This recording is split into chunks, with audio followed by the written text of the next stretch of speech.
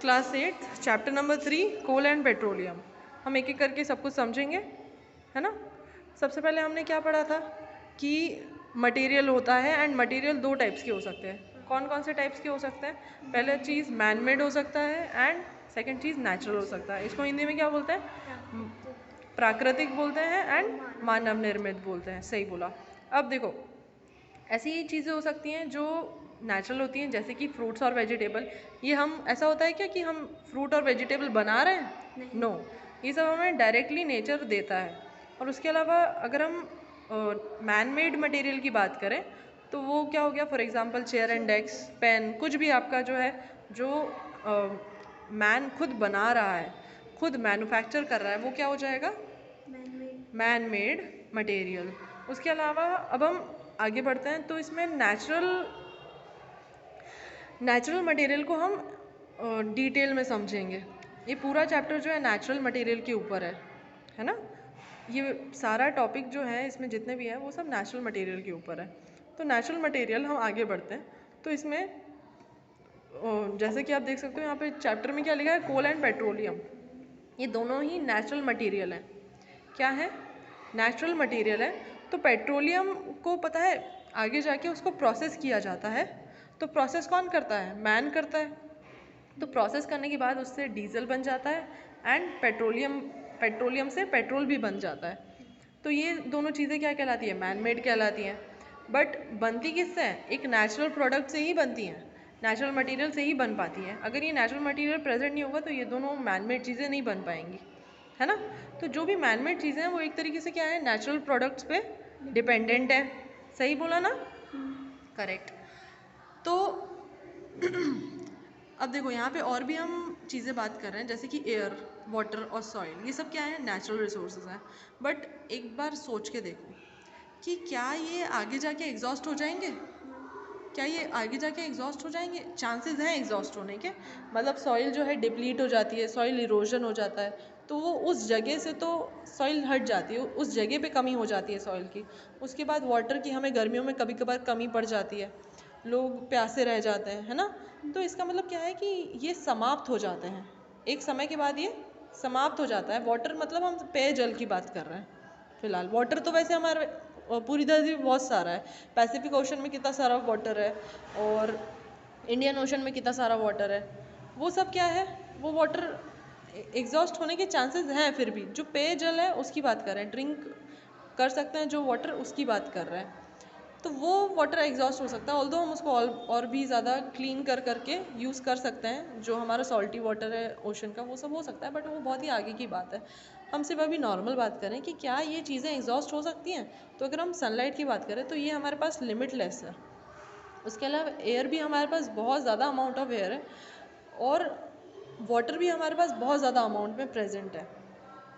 आगे बढ़ते हैं तो नेचुरल रिसोर्सेज एग्जॉस्टिबिलिटी के ऊपर अगर हम देखें, एग्जॉस्ट मतलब समाप्त होने की, हाँ, समाप्त होने की अगर कगार पे कोई चीज़ है तो उस हिसाब से अगर हम मटेरियल को देखें, जो कि हमने अभी आगे आगे पढ़ा, उस मटेरियल को अगर हम देखें कि अगर वो समाप्त होने की कगार पे है या नहीं है, तो उस तरीके से हमारे पास दो और हमें क्या मिल जाते हैं? दो और पार्टीशन हो जाता है आगे जाके नेचुरल रिसोर्सेज का, जो कि होता है इनएग्जॉस्टिबल रिसोर्सेज और एग्जॉस्टिबल रिसोर्सेज। इनएग्जॉस्टिबल रिसोर्सेज मतलब जो कभी ख़त्म नहीं होने वाला, जैसे कि सनलाइट। आप रोज़ सुबह उठोगे, आपको मतलब बहुत सारी सनलाइट आपको मिल जाएगी अगर आप छत पे जाके खड़े हो जाओगे, है ना। ऐसा है क्या कि कल हम उठे और सनलाइट समाप्त, अब हमें कभी नहीं मिलने वाली? नहीं, ये कभी भी समाप्त नहीं होगी। इसको हम हिंदी में क्या बोलते हैं? अक्षय अक्षय प्राकृतिक संसाधन। अक्षय प्राकृतिक संसाधन, या फिर इंग्लिश में क्या बोलते हैं? इनएक्सॉस्टिबल नेचुरल रिसोर्सेज। जैसे कि वाटर और सनलाइट और एयर, है ना। ये हमारे पास लिमिटलेस है। हमारे पास ऐसा नहीं कि बस इतना ही हो, हमारे पास बहुत सारा पानी है। हमारे पास मतलब ओशंस में कितना सारा पानी है, पैसिफिक ओशन और इंडियन ओशन में कितना सारा पानी है। ख़त्म होगा क्या इतनी आसानी से? नहीं। सनलाइट भी हमारे पास सफिशेंट है। उसके बाद आते हैं हम एग्जॉस्टिबल पे। तो देखो, एग्जॉस्टिबल क्या होता है?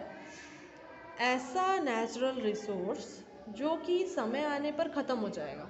हम उसका यूज़ करेंगे ना तो वो ख़त्म हो जाएगा। मान के चलो फॉरेस्ट, देखो सनलाइट थी, सनलाइट हम रोज़ सनलाइट लेंगे, रोज़ सुबह जाके धूप में खड़े हो जाएंगे तो सनलाइट ख़त्म हो जाएगी क्या? नहीं होगी। बट उसी जगह अगर हम फॉरेस्ट की बात करें, अगर किसी ने फॉरेस्ट को कट कर दिया, फॉरेस्ट के अंदर जो ट्रीज़ हैं, फॉरेस्ट के को एग्जॉस्टिबल मान रहे हैं, मतलब फॉरेस्ट के अंदर के जो ट्रीज़ हैं उसकी बात कर रहे हैं अभी, है ना। फॉरेस्ट के अंदर के जो ट्रीज़ हैं उसको अगर किसी ने कट कर दिया, डिफॉरेस्टेशन हो गया, तो वो फॉरेस्ट ख़त्म हो जाएगा। और फॉरेस्ट को वापस से बनने में बहुत टाइम लगता है, बहुत। क्योंकि क्या होता है, एक पौधा पहले आपने उसको बीज को रोपा, उसके बाद वो बनने लगा धीरे धीरे, उसमें कितना टाइम लगता है ना। बहुत बड़ा प्रोसेस होता है अगर हमें एक फॉरेस्ट को खड़ा करना है तो। यस और नो? यस। उसके अलावा फॉरेस्ट में आपने देखा होगा बहुत सारे एनिमल्स रहते हैं जो कि जंगली जानवर रहते हैं, तो वो सारे जंगली जानवर तो फॉरेस्ट में रहते हैं। अगर आप फॉरेस्ट को हटा दोगे तो बेचारे कहाँ जाएंगे? धीरे धीरे उनको, क्योंकि वो ट्रीज़ पे डिपेंडेंट होते हैं। और अगर जो हर्बीवोर एनिमल है, उनको ट्रीज़ और प्लांट्स में से न्यूट्रिएंट्स वगैरह नहीं मिलेंगे, खाने का सामान नहीं मिलेगा क्योंकि पेड़ है ही नहीं, तो वो तो धीरे धीरे मर जाएंगे। और अगर हर्बीवोर एनिमल्स मर जाएंगे तो कार्निवोर प्लांट्स तो जिंदा रह ही नहीं पाएंगे, क्योंकि कार्निवोर एनिमल्स क्या कर रहे हैं? हर्बीवोर्स को खा रहे हैं, है ना। तो वो भी धीरे धीरे क्या हो जाएंगे? एक्सटिंक्ट हो जाएंगे और एग्जॉस्ट हो जाएंगे। ठीक है, यहाँ तक क्लियर हुआ? उसके बाद ये बहुत ही अच्छी एक्टिविटी हमने पढ़ी थी। इस एक्टिविटी में क्या पढ़ाया गया था कि हमने एक कंटेनर लिया, है ना, उसमें हमने पॉपकॉर्न डाल दिए, और पॉपकॉर्न डाल दो या फिर क्या है, टॉफ़ीज़ वगैरह डाल दी, है ना। तो पॉपकॉर्न और टॉफ़ीज़ डालने के बाद हमने क्या किया, 7 लोगों का एक ग्रुप बनाया, 7 बच्चों का एक ग्रुप बनाया है। एंड हाँ, 7 बच्चों का एक ग्रुप बनाया है, और उसमें से फर्स्ट जनरेशन, ऐसे जनरेशन में हमने उन्हें डिवाइड कर दिया। तो फर्स्ट जनरेशन में एक इंसान है, सेकंड जनरेशन में 2 बच्चे हैं, फिर थर्ड जनरेशन में 4 चिल्ड्रन को हमने यहाँ पे रखा है ना। तो अब क्या किया, पहले हमने फर्स्ट जनरेशन को जाने बोला, ये जो फर्स्ट जनरेशन वाला बच्चा है इसको हमने जाने बोला कि तुम जाओ और ये जितना भी कंटेनर है उसमें से क्या करो, जितना तुम्हें खाना है खा लो, है ना। अब उसने क्या देखा, ऐसे ही करके हमने फिर थोड़ी देर बाद जब फर्स्ट जनरेशन का ख़त्म हो गया कि अब हाँ अब मुझे और नहीं खाना, तो सेकंड जनरेशन को हमने भेजा, और ऐसे ही जब सेकंड जनरेशन ने बोला yes I am done with it, तो फिर थर्ड जनरेशन को भेजा। ये एक्टिविटी है ना, समझने की कोशिश करना। अब देखो इसमें अगर ऐसा हो जाए, फर्स्ट जनरेशन जाके आधा डब्बा खाली करके आ जाए, है ना, तो ये तो एक इंसान ने आधा डब्बा फिनिश कर दिया, बाकी 6 लोग जो बचे उनके लिए तो सिर्फ आधा ही डब्बा बचा ना। क्या ज़्यादा बचा है उनके पास? नहीं बचा है। तो इससे क्या हो जाएगा, डेफिशिएंसी आ जाएगी दूसरों के लिए कमी पड़ जाएगा खाने में, है ना। तो ये चीज़ नहीं होनी चाहिए। उसके अलावा इसका मतलब क्या हो रहा है कि जो फर्स्ट जनरेशन है वो बहुत ज़्यादा ग्रीडी है, और अगर फर्स्ट जनरेशन ग्रीडी हो जाएगी, लालची हो जाएगी, तो क्या होगा, बाकी के लिए खाना बचेगा नहीं, और बाकी के लिए पॉपकॉर्न बचेंगे, बाकी के लिए टॉफ़ीज बचेगी नो। और इसी तरह अगर मान के चलो फर्स्ट वाली जनरेशन ने बोला नहीं मैं थोड़ा सा ही खाऊंगा, उसने इतना ही खाया, और उसने बाकी के लिए थोड़ा, बाकी जो 2 हैं उनके लिए इतना छोड़ दिया बाकी का, तो बाकी के लिए बाकी आए सेकंड जनरेशन है, उनने भी इतना और इतना खाया, बस बहुत थोड़ा सा खाया, पेंसिल दो, बस उनने इतना ही खाया। और फिर लास्ट वाली जनरेशन ने आके भी इतना ही खाया, यहाँ तक का, अब आधा डब्बा बचा है। थर्ड जनरेशन के खाने के बाद भी आधा डब्बा बचा है, मतलब आधा कंटेनर अगर बचा है तो मतलब आने वाली जनरेशन के पास अभी भी आधा कंटेनर जितना सामान है ना।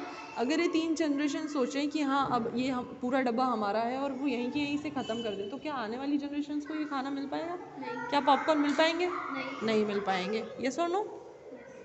तो यहीं पे हमें क्या समझाने की कोशिश करें, यहाँ पे पॉपकॉर्न की बातें नहीं चल रही, यहाँ पे टॉफ़ीज़ की बातें नहीं चल रही, यहाँ पे क्या बोला जा रहा है, उन पॉपकॉर्न की जगह हम रिसोर्सेज को रखें। क्या रखें? रिसोर्सेज को। और वो भी ऐसे रिसोर्सेज को जो एग्जॉस्टिबल रिसोर्सेज हैं, एग्जॉस्टिबल नेचुरल रिसोर्सेज हैं, ऐसे रिसोर्सेज को अगर हम यहाँ पे रखेंगे तो क्या होगा, वो रिसोर्सेज धीरे धीरे ख़त्म होने लगेंगे। और अगर फर्स्ट जनरेशन और सेकंड जनरेशन ग्रीडी होती तो थर्ड वाली जनरेशन को तो मिलता ही नहीं, और अगर ये तीनों ही जनरेशन ग्रीडी होती हैं और कैसे तैसे अपना काम चला लेती हैं और बाकियों के लिए बहुत थोड़ा सा छोड़ती, बस इतना से ही छोड़ती, तो क्या आगे आने वाली जनरेशन सर्वाइव कर पाएगी? नहीं कर पाएगी, उनको कमी हो जाएगी ना। तो इसीलिए जो एग्जॉस्टिबल रिसोर्सेज रहते हैं, एग्जॉस्टिबल नेचुरल रिसोर्सेज रहते हैं, इनको हमें बहुत ही ज़्यादा ध्यान से और बिल्कुल माइंडफुलनेस के साथ वाइजली इस्तेमाल करना चाहिए, क्योंकि ये काफ़ी कम होता है और ऐसा भी नहीं है कि वापस से बन जाएगा। इनको वापस से बनने में मिलियंस ऑफ ईयर्स लग जाते हैं, जिसके कारण हमें इसका खास ख्याल रखना पड़ेगा कि ये ज़्यादा एग्जॉस्ट ना हो और आगे आने वाली जनरेशन के लिए हमारे पास रिसोर्सेज बचे रहें। यस और नो?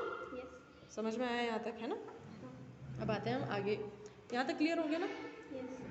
चलो, फॉसिल फ्यूल्स बेसिकली क्या होते हैं? पहली चीज़ तो ये नेचुरली अकरिंग होता है और सेकंड चीज़ ये एग्जॉस्टेबल होते हैं। फॉसिल फ्यूल्स उस टाइप के फ्यूल्स होते हैं जो कि जलाए जा सकते हैं, और फ्यूल्स यहाँ पे लिखा है ना, मतलब इनको जला के एनर्जी कंज्यूम करी जाती है। उसके अलावा फॉसिल जो यहाँ लिखा है, इसका मतलब हम समझते हैं कि फॉसिल फ्यूल्स कैसे बनते हैं। पहले तो हम ये समझते हैं, मान के चलो मिलियंस ऑफ ईयर्स पहले की हम बात करें। ये मेरा एक डायनासोर है, ठीक है। अब ये जो डायनासोर था ये डेड हो गया। अब पहले तो ऐसा नहीं होता था ना कि लाइक ह्यूमंस की तरह वो नहीं होते थे, तो वो डेड हो गया तो वहीं गिर के पड़ा रह जाएगा, और फिर डेड होके उसके ऊपर डीके होने लगेगा, वो पूरी उसकी बॉडी डीके हो जाएगी, उसके ऊपर मिट्टी आ जाएगी और वो धीरे धीरे ढसता जाएगा। अब मिट्टी के अंदर ऐसा तो नहीं है ना कि मतलब बहुत ज़्यादा एयर ही हो और बहुत ज़्यादा हवा आ रही हो, नो, वो उसके अंदर बहुत ज़्यादा हीट रहती है।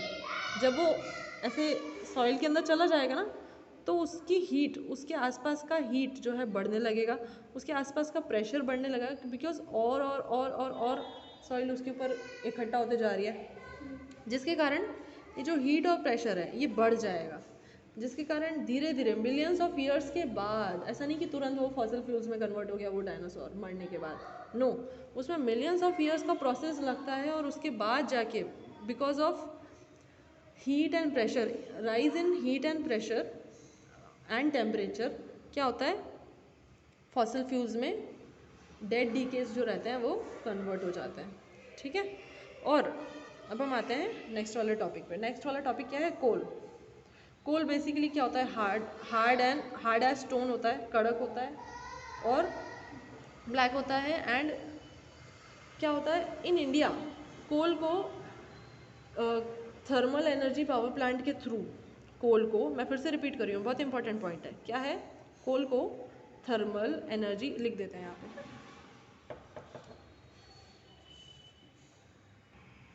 कोल को थर्मल एनर्जी पावर प्लांट में यूज़ किया जाता है।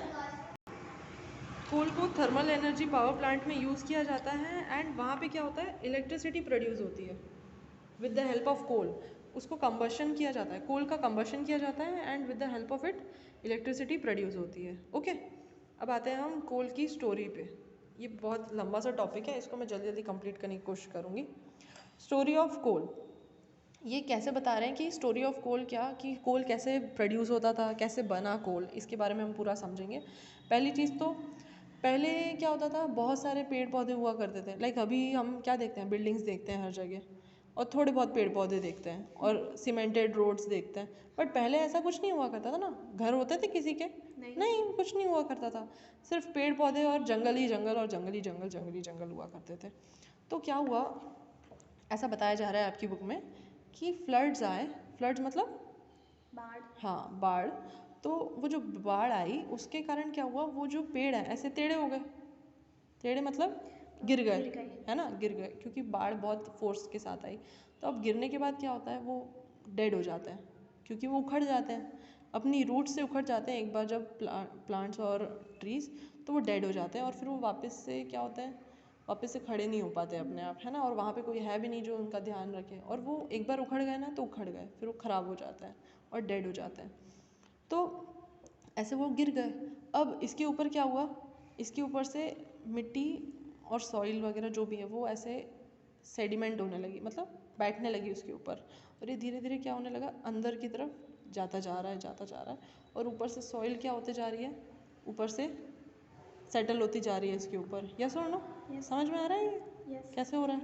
मतलब धीरे धीरे धूल वगैरह उड़ती है ना, तो कैसे, देखो अगर हम घर को तो कुछ दिन छोड़ देते हैं, 2-3 दिन छोड़ देते हैं, और घर से कहीं बाहर घूमने वगैरह निकल जाओगे अगर आप, तो 2-3 दिन बाद जब आके देखोगे तो देखोगे हर जगह धूल ही धूल लगेगी, टेबल पे धूल, चेयर पे धूल, हर जगह ऐसा लगेगा कि कितनी धूल धूल हो रही है, झाड़ू नहीं लगाते तो कितनी धूल हो जाती है ना। तो ऐसे ही जब ये बहुत सारे ईयर्स के लिए ऐसे रह जाते हैं तो उसके ऊपर सॉइल ऐसे करके सेटल होने लग जाती है, जिसके कारण ये धीरे धीरे सॉइल के अंदर चला जाता है। क्योंकि ये तो 2-3 दिन की बात नहीं है ना कि छुट्टी के लिए चले गए 2-3 दिन, नहीं, ये तो मिलियंस ऑफ ईयर्स की बात है। तो धीरे धीरे पूरा सॉइल के अंदर चला जाता है and due to heat, pressure and temperature जब ये इंक्रीज होने लग जाता है, क्योंकि देखो सॉइल के नीचे ऐसा तो नहीं है ना कि एयर कंडीशनर चल रहा हो या ठंडा ठंडा मस्त लग रहा हो, नहीं, उसके नीचे, सॉइल के नीचे ना एयर जा रही है, जिसके कारण क्या हो रहा है, बहुत ज़्यादा हीट जो है बढ़ जा रही है। हीट क्या हो रही है, बढ़ जा रही है। प्रेशर बढ़ जा रहा है बिकॉज इसके ऊपर और ज़्यादा सॉइल, हाँ हाँ करेक्ट, सॉइल क्या हो रहा है, आता जा रहा है एंड इसके ऊपर सेटल होते जा रहा है, जिसके कारण प्रेशर बढ़ रहा है। उसके अलावा जो टेम्परेचर है वो भी बढ़ रहा है, बिकॉज हीट बढ़ रही है तो टेम्परेचर भी बढ़ रहा है ना। तो धीरे धीरे मिलियंस ऑफ ईयर्स के बाद क्या होता है, ये धीरे धीरे कोल में कन्वर्ट हो जाता है। कौन, डेड वेजिटेशन। कौन, डेड वेजिटेशन। डेड वेजिटेशन किसे बोल रहे हैं हम यहाँ पे, डेड वेजिटेशन किसे बोल रहे हैं, जो डेड प्लांट्स एंड ट्रीज है ना, उनको हम डेड वेजिटेशन बोल रहे हैं। अब ये मैंने अभी क्या बताया कि ये जो डेड वेजिटेशन है वो धीरे धीरे कोल में कन्वर्ट हो जाता है। और ये कोल क्या करता है, कोल कंटेन करता है कार्बन को कंटेन करता है ना। अब ये जो कार्बन है, ये जो कोल है, ये क्या बन जाता है, फॉसिल फ्यूल बन जाता है। वाई, बिकॉज ये पहली चीज़ तो डेड और डीकेड प्लांट से बना है ना, इसलिए इसको फॉसिल बोलते हैं। वो भी मिलियंस ऑफ ईयर्स के बाद बना है, इसलिए इसको फॉसिल बोलते हैं। और फ्यूल क्यों बोलते हैं, बिकॉज ये ईंधन के रूप में इस्तेमाल करते हैं। हाँ, इसे ईंधन के रूप में इस्तेमाल किया जाता है, मतलब इसे यूज़ किया जाता है जलाने के लिए, और जला के एनर्जी प्रोड्यूस करते हैं कोल से, है ना। अब इसके बाद ये जो पूरा प्रोसेस है कोल बनने का, पूरा प्रोसेस जो है ये कोल बनने का, ये क्या होता है, काफ़ी स्लो होता है, और इस पूरे प्रोसेस को बोलते हैं कार्बनाइजेशन बोलते हैं इस पूरे प्रोसेस को। ये जो मैंने अभी समझाया है ना कि वेजिटेशन हो रहा है और फिर वो डेड हो जा रहा है, और वो डेड वेजिटेशन सालों तक, मिलियंस ऑफ ईयर्स, यहाँ लिखा है 300 मिलियन ईयर्स तक क्या है, वैसे ही सेडिमेंट होता जा रहा है। एंड देन क्या हो रहा है यहाँ पे, वो पूरी तरीके से हीट, प्रेशर और टेम्परेचर के राइज होने के कारण क्या बन जा रहा है, कोल बन जा रहा है। हाँ, कोल बन जा रहा है, जो कि फॉसिल फ्यूल है, एक तरीके का फॉसिल फ्यूल है, जो कि कंटेन करता है कार्बन। और कार्बन कंटेन होने के कारण हम इस स्लो प्रोसेस को, जो कि कोल फॉर्मेशन में यूज़ होता है, इस कोल फॉर्मेशन के स्लो प्रोसेस को हम क्या कहते हैं, कार्बनाइजेशन। समझ में आया यहाँ तक, है ना, क्लियर हो गया यहाँ तक। यस। अब आते हैं हम आगे, अरे आराम से देखो, कोल को क्या किया जाता है, आगे प्रोसेस किया जाता है। कोल क्या है, नेचुरल है। कोल क्या है, नेचुरली अकरिंग है। नेचुरली हम क्या करें, उसको माइन में से निकाल लेते हैं। माइन होते हैं, कोल माइंस होती हैं, उसमें से निकाल लेते हैं। तो ये नेचुरल क्या है, नेचुरल रिसोर्स है, नेचुरल एग्जॉस्टेबल रिसोर्स है। क्या है, नेचुरल एग्जॉस्टेबल रिसोर्स। इसको हिंदी में क्या बोलेंगे, समाप्त होने वाले प्राकृतिक संसाधन। क्या है, कोल, है ना। और जो भी फॉसिल फ्यूल्स होते हैं ना, उन सभी को हम क्या बोलेंगे, समाप्त होने वाले प्राकृतिक संसाधन, मतलब कि एग्जॉस्टेबल नेचुरल रिसोर्सेज। ठीक है, अब देखो इसको आगे पढ़ते हैं। कोल को जब हम बर्न करते हैं, तो वो जो एयर छोड़ता है, जो उसमें से एयर इमिट होती है, उसे क्या बोलते हैं हम, कार्बन डाइऑक्साइड गैस। और अगर हम उसे बर्न करेंगे तो कार्बन डाइऑक्साइड मिलेगा, बट अगर हम उसे डिस्टिलाइजेशन के प्रोसेस में डालेंगे, देखो 2 प्रोसेस कर सकते हैं हम, या तो हम उसको कोल को ही बर्न करके यूज़ कर लें अपने फैक्ट्री में या फिर अपने मैन्युफैक्चरिंग के लिए, या फिर हम उसको डिस्टिलाइजेशन के प्रोसेस के थ्रू यूज़ कर सकते हैं कोक बना के। जब हम उसको डिस्टिलाइजेशन के प्रोसेस के थ्रू यूज़ करते हैं तो वो कोक बन जाता है, और कोक जो होता है प्योर फॉर्म ऑफ कार्बन होता है। कौन, Coke pure form of carbon होता है। कोल तो नेचुरल होता है ना, तो उसमें बहुत सारी इम्प्योरिटीज़ रहती हैं उस टाइम पे, और जब उसको डिस्टिलाइजेशन का प्रोसेस यूज़ करते हैं तो उसमें क्या बन जाता है वो कोक। और कोक क्या होता है, बहुत ही ज़्यादा कार्बन से बना प्योर होता है, प्योर कार्बन फॉर्म होता ऑफ कार्बन होता है। कौन? कोक। कोक। अब यहाँ देखो, ये 3 पॉइंट्स और समझ लो फिर चले जाना है ना। कोक, पहली चीज़ है कोक, कोलदार और कोल गैस। जब हम कोल को डिस्टिलाइजेशन के प्रोसेस के थ्रू ले जाते हैं, पूरा प्रोसेस कंप्लीट करते हैं, तो हमें ये 3 चीज़ें मिलती हैं। क्या क्या? कोल, कोलदार और कोल गैस। कोयला बोलते हैं इसको, कोयला गैस, कोयला गैस बोलते हैं ना। हाँ, कोयला गैस और कोलदार और कोक। तो देखो, जब हम कोल को डिस्टिलाइजेशन के प्रोसेस के थ्रू ले जाते हैं तो पहली चीज़ हमें मिलती है कोक, जो कि होती है सॉलिड नेचर की। कोलतार होता है लिक्विड नेचर का, और ये लिक्विड ऐसा नहीं होता है कि बिल्कुल पानी जैसा है, थिक लिक्विड होता है ये। ओके, उसके बाद जो लास्ट चीज़ होती है कोल गैस, ये होती है गैशियस नेचर की। ठीक है, अब तीनों चीज़ें समझ लेते हैं। तीनों चीज़ें ब्लैक होती हैं, और अगर हम कोक की बात करें तो ये पोरस होती है। पोरस मतलब थोड़ा बहुत एयर वगैरह पास हो सकती है और अंदर इसमें थोड़े बहुत छेद होते हैं। उसके बाद टफ होती है, मतलब कड़क होती है। उसके अलावा लास्ट पॉइंट जो मैंने सबसे पहले समझाया था, प्योर फॉर्म ऑफ कार्बन। और इसके यूजेस क्या हैं? मैन्युफैक्चर ऑफ स्टील के लिए यूज़ होती है। अगर हमें मैन्युफैक्चर करना है स्टील तो उसके लिए हमें कोक का यूज़ करना ही पड़ेगा, और एक्सट्रैक्शन ऑफ मैनी मेटल्स में भी यूज़ होता है। उसके अलावा कोलतार क्या होता है? कोलतार बेसिकली थिक लिक्विड होता है जो कि ब्लैक कलर का होता है, और इसकी स्मेल काफ़ी ज़्यादा अनप्लेजेंट होती है। अनप्लेजेंट मतलब अजीब सी बदबू आ रही होती है इसमें से, जो कि मतलब सूंघने लायक नहीं होती है। रोज़ जैसी स्मेल नहीं करेगा ये कि खुशबू दे रहा हो, ऐसा नहीं होगा। उसके बाद ये कोक क्या था? प्योर था, प्योर फॉर्म ऑफ कार्बन था, बट ये क्या है? Mixture of 200 substances. मतलब क्या ये प्योर है? नहीं है।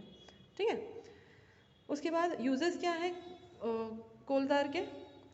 फिर नेफ्थलीन बॉल्स परफ्यूम्स बनाने में यूज़ होता है, ड्रग्स बनाने में यूज़ होता है। कोलतार पता है तुम्हें, उसमें भी यूज़ होता है सड़क बनाने में। ये जो ये वाली सड़क है ना, यहाँ पे टीआईटी की पूरी सड़क है, ये जो अपन के सामने से जाती है हताई खेड़ा रोड तक। ये पूरी रोड क्या है? ब्लैक कलर की दिखती है ना। और एनएड मेरिट स्कूल के सामने कैसी दिखती है? वाइट कलर की दिखती है। तो इतना डिफरेंस क्यों आता है? क्योंकि वहाँ की जो है वो हाँ कोलतार से बनी है और यहाँ हाँ की सीमेंट से। हाँ, करेक्ट। क्या होता है, जो वो वाली जो सीमेंट, वो वाली जो ब्लैक ब्लैक सड़क है जो वहाँ ऐसे सीधे जा रही है डैम तक, हताईखेड़ा डैम तक, वो वाली कोलतार से बनी है पूरी। और जो हमारे स्कूल के सामने की सड़क है, ये जो एनएड मेरिट स्कूल के सामने की सड़क है, ये पूरी यहाँ तक ये वाइट वाइट दिखती है, मतलब वाइट और ग्रेश। क्यों? क्योंकि वो सीमेंट से बनी है और वो वाली कोलतार से बनी है। सिंपल है ना। तो हमें यहीं पे डिफरेंस समझ में आ गया सीमेंट और कोलतार में। उसके अलावा ये लास्ट वाला टॉपिक फिर छुट्टी है ना।